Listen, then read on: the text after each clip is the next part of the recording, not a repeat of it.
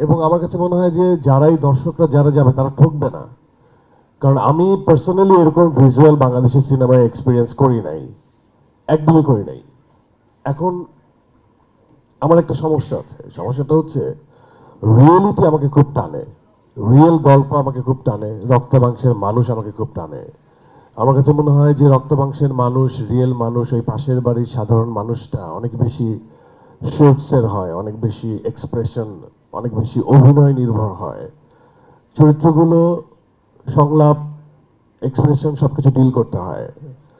হয় না যে একটা মানুষ গুলি যখন খায় সে মারা যায়, একটা মানুষকে যখন পাঞ্চ করা হয় তখন সে ব্যথা পায়, একটা মানুষকে থাপ্পড় মারলে সে অপমানিত বোধ করে, একটা মানুষকে উলঙ্গ করে দিলে সে লজ্জায় কাঁদে।